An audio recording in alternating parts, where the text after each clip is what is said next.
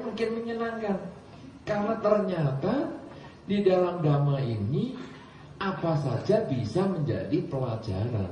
Saya berangkat dari muka yang beda-beda. Kenapa? Karena saya melihat di dalam kehidupan saya, waktu sekolah, waktu apa, selalu disuruh oleh orang tua belajar, biar pinter. Semua anak disuruh belajar, ya pinter. Jadi kalau dirinya tidak pinter di kelas, itu kemudian noleh ke kanan dan noleh ke kiri. Kenapa ya kok aku nggak pinter? Ini kan terjadi perbedaan awal ketika saya masih kecil seperti itu. Dan kenapa saya belajar ngotot, belajar mati-matian, tetap nggak pinter-pinter. Teman saya yang santai-santai, baca komik, kok lebih pinter? Nah itu yang membuat dasar pertama kenapa manusia beda. Tapi tentu banyak orang mempunyai pandangan yang berbeda tentang Dharma. Masuknya untuk mengenal Dharma itu tidak harus dari perbedaan.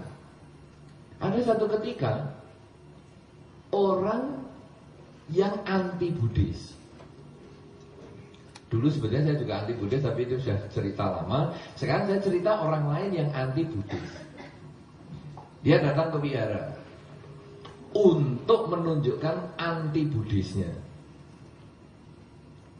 Lalu dia ngomong, Bapak Biku, saya itu orang yang tidak suka agama Buddha. Lo ngapain? Kamu ke wihara tidak suka? Karena saya kasihan sama Bapak Biku. Saya kepingin Bapak Biku jangan jadi biku, juga jangan jadi Buddhis. Saya kasihan, saya mau menyelamatkan. Wah terima kasih, terima kasih. Lo ketemu orang yang niat baik, kenapa kita tidak ngomong terima kasih kan? Saya ngomong terima kasih. Lalu saya tanya, kenapa? Kenapa kamu kok kepingin menyelamatkan saya?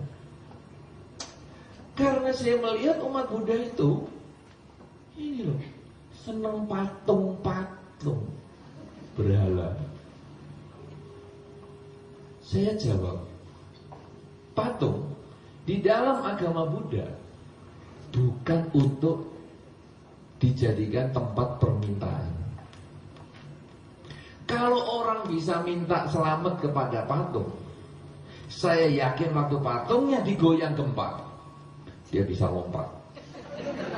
Pasti dia bisa menyelamatkan dirinya dulu sebelum menyelamatkan orang lain. Umat Buddha tidak menganggap patung sebagai tempat permintaan. Kalau patung bisa bikin kaya, saya yakin ketika orang umat Buddha sembahyang terus kaya, tidak ada umat Buddha yang kerja. Sembahyang semua di depan patung, langsung duit pluk, pluk, pluk, wah. Saya kira ini patung mengalahkan percetaan uang negara. Jegrek, jegrek, jegrek tiap malam, wah, keluar bundelan, bundelan, keluar. Tidak, kita umat Buddha tidak begitu. Itu ada yang sembahyang minta obat. Wah, ini patung bisa sekolah kedokteran nampaknya ini. Orang sakit sembahyang sembuh, tidak perlu ke rumah sakit. Wah, saya katakan bukan demikian. Umat Buddha melihat patung Buddha itu sebagai lambang. Lambang apa ini? Lambang semangat hidup. Pangeran Siddhartha yang dari India, anak raja, meninggalkan istana untuk mencapai cita-citanya. Setiap orang pasti punya cita-cita. Setiap orang pasti punya keinginan. Dan untuk mencapai keinginan itu, dia membutuhkan perjuangan. Pangeran Siddhartha meninggalkan istana, dia untuk mencapai cita-citanya butuh 6 tahun lamanya. 6 tahun berusaha, 6 tahun berjuang dengan keras, dengan mati-matian. Dan akhirnya tercapai kesucian. Itu kalau umat Buddha melihat patung Buddha, apa yang dia inginkan? Dia melihat itu sebagai contoh. Kalau saya punya keinginan mau usahanya lancar, mau punya pasangan hidup, mau punya apa saja misalnya. Saya melihat patung Buddha itu, begitu ada kesulitan, wah kok sulit ya, kerja kok gak sukses-sukses ya. Ya, Pangeran Siddhartha saja 6 tahun berani berjuang, apalagi saya harus berjuang. Jadi begitu lihat patung Buddha, semangat yang loyo-loyo itu akhirnya bangkit. Aku harus berjuang. Itu sebetulnya patung Buddha. Jadi kalau orang yang sakit sembahyang, itu bukan minta obat, tapi saya harus berjuang menemukan dokter yang hebat.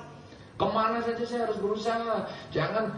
Jangan sampai terus saya minta pada patung supaya sembuh, tapi saya berjuang. Karena apa? Karena Pangeran Siddhartha saja berani meninggalkan istana, berani meninggalkan kesenangan untuk mencapai keberhasilan. Nah, orang sakit meninggalkan kesenangan itu apa? Ya disuntik sana, disuntik sini, diperiksa sana, diperiksa sini. Ya sudah, untuk mencapai hasil.